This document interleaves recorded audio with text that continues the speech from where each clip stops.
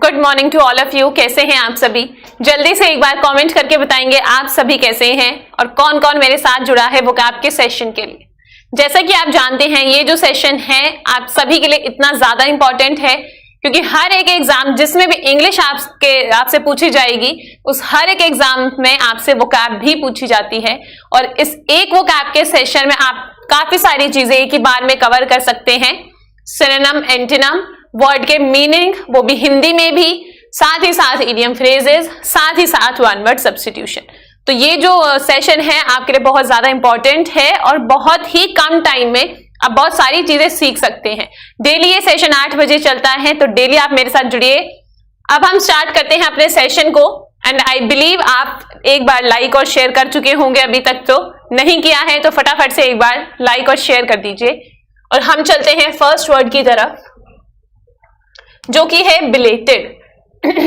Belated का क्या मतलब है? आप कई बार इतना बोलते हैं बिलेटेड हैप्पी बर्थडे, तो आपको पता है जब आप लेट हो गए हैं मतलब जो एक सीमा थी, एक समय सीमा थी जब जब कोई काम होना था उस समय पर नहीं हुआ, उसके बाद हो रहा है, लेट हो गया है ना, विलंब हो गया है, उसमें डिले हो गया है, बिहाइंड टाइम है मतलब टाइम से पीछे चल रहा है, मतलब लेट चल रहा है ना, लेट हो गया है। ठीक है, ओवर ड्यू, ड्यू हो गया है। ये ओवर ड्यू पहले भी हमने एक वर्ड किया था, आज ये हम देख रहे हैं सिनोनिम में। एंटोनिम क्या है? अर्ली, मतलब समय से पहले, या मैं बोलूं एडवांस्ड, है ना। एडवांस जैसे आप बोलते हैं एडवांस में हैप्पी बर्थडे, मतलब अभी उसका बर्थडे आया नहीं है, बर्थ डेट जो है, लेकिन आपने पहले ही विश कर दिया। एक्नॉलेजमेंट, किसी चीज की स्वीकृति स्वीकृति देना या लेना।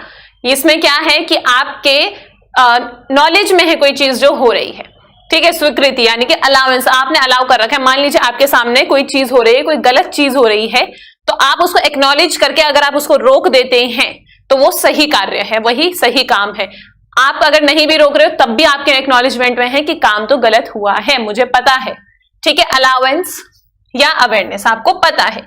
एंटोनिम क्या है? डिनायल, आप बोलो ना कि नहीं नहीं मुझे नहीं पता, मेरी नॉलेज में ये चीज नहीं है, मैंने एक्नॉलेज नहीं करी। ठीक है, नेक्स्ट है आपका स्पर्ड। स्पर्ड का क्या मतलब होता है? किसी भी चीज को या तो फंक्शनली या किसी इंसान को आप इंस्पायर करते हो, मोटिवेट करते हो कुछ काम करने के लिए। ठीक है, प्रोत्साहित करना, एनकरेज करना, मोटिवेट करना। ठीक है भाई, इंस्पायर या ड्राइव, इंस्पायर कर रहे हो किसी चीज को, ये ड्राइव आपका कार ड्राइव वाला नहीं, ड्रिवन होता है किसी चीज को करने के लिए अंदर जो लालसा होती है ना, कोई एक इंसेंटिव आपको चाहिए होता है या तो अंदरूनी या तो बाहर से। ठीक है, तो जो ड्राइव है वो अंदर से है कि भाई मुझे कोई चीज चाहिए, मुझे इस बार पेपर क्लियर करना है तो उसके लिए मुझे क्लास देखनी पड़ेगी। नेक्स्ट है आपका इमैनेटिंग। इमैनेटिंग का क्या मतलब है? कहीं से कोई चीज निकलना, जैसे कि मान लीजिए फायर प्लेस होता है या आपने कहीं मान लीजिए ठंड में आपने आग जलाई है तो उस आग से जो वार्मथ है ना, जो गर्मी है वो क्या हो रही है? इमैनेट हो रही है, उधर से निकल रही है, वो होता है ना, उसका एक गर्मी का फ्लो उधर आ रहा है, इमर्ज हो रही है, निर्गित हो रही है, बाहर निकल रही है, अराइज हो रही है, वहां से उठ रही है, मतलब उस चीज में से कोई चीज निकल रही है। बेसिक मतलब ये है। नेक्स्ट है पैरिंग। पैरिंग का क्या मतलब है? कोई चीज कम होना। आई गेस हमने एक बार पहले भी किया था ये। इसका क्या मतलब है? कोई चीज कम होना, रिड्यूस होना, डिमिनिश होना या कट कर देना, कोई चीज को कम कर देना या लेसन कर देना, है ना, कम कर देना। नेक्स्ट है अंडरगर्ड। अंडरगर्ड का क्या मतलब है? कोई चीज को बांधना, टाई करना। ठीक है, फास्टन, बांध देना बिल्कुल टाइट से, सिक्योर कर देना बांध के, अब उसमें से कोई चीज नहीं लीक होगी ना निकलेगी। फास्टन मतलब बांधना, टाई का मतलब आपको पता ही है बांधना। एंटोनिम क्या हो जाएगा? कोई चीज जो ढीली कर दी गई है यानी कि लूजन, ढीली कर दी गई यानी कि लूज करती है। नेक्स्ट आपका ह्यू। ह्यू का क्या मतलब है? कोई भी कॉम्प्लेक्शन, कोई भी कलर, कोई भी टोन, कोई भी टिंट। ठीक है, colour, shade, tint, tone, colour से रिलेटेड है सारी की सारी चीजें ह्यू। नेक्स्ट है रिस्पेक्टिव। जैसे आपके मैथ्स के क्वेश्चन में भी काफी बार होता होगा कि A and B scored 85 and 90 marks respectively, है ना। ये कई बार आपने देखा होगा।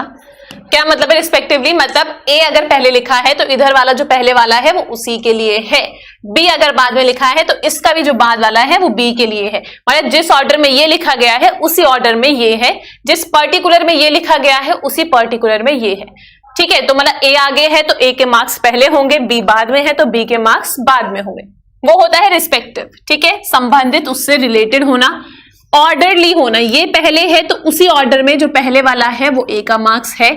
पर्टिकुलर होना कि मतलब वही है ऑर्डर, कि आपने ए और बी जिस तरीके से लिखा है उसी तरीके से उनके मार्क्स लिखे जाएंगे। तो ये होता है आपका रिस्पेक्टिव। नेक्स्ट है कपल। कपल आपको पता है कपल क्या होता है भाई? दो जनों का, है ना, दो जनों का पेयर होता है, ठीक है। तो कपल का मतलब क्या है? जुड़ना, दो जने जुड़ गए, कोई भी चीज जुड़ गई, ठीक है। जोड़ना, ज्वाइन करना, लिंक्ड है वो आपस में, इंटीग्रेटेड है, कनेक्टेड है, ठीक है। एंटोनिम क्या हो जाएगा? सेपरेट। और अगर इसका कपल का हम एक वाइफ और हस्बैंड वाला लेते हैं तो इसका एंटोनिम आपको डाइवोर्स भी दिख सकता है, ठीक है। नेक्स्ट बताएंगे।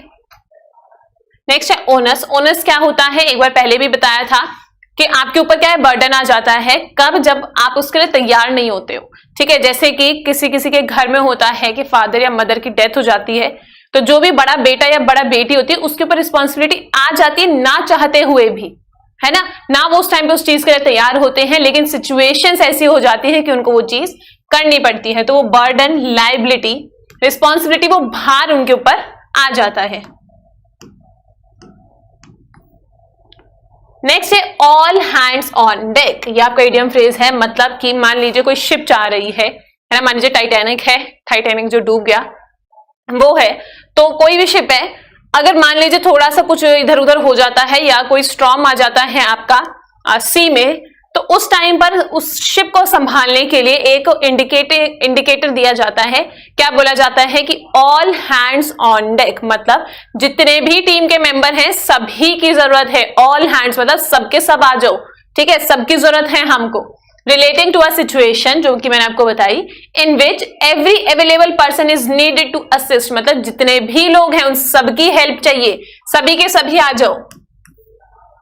नेक्स्ट है एप्पल पाई ऑर्डर। ये क्या है? कोई ऑर्डर दिया आपने एप्पल पाई का, बहुत ही क्यूट सी, बहुत ही साफ सुथरी सी होती है, तो वही इसका मतलब है साफ सुथरा होना, ठीक है। नीट और टाइडी, अरेंज, बिल्कुल जैसा होना चाहिए वैसे ही अरेंज है, साफ सुथरा है।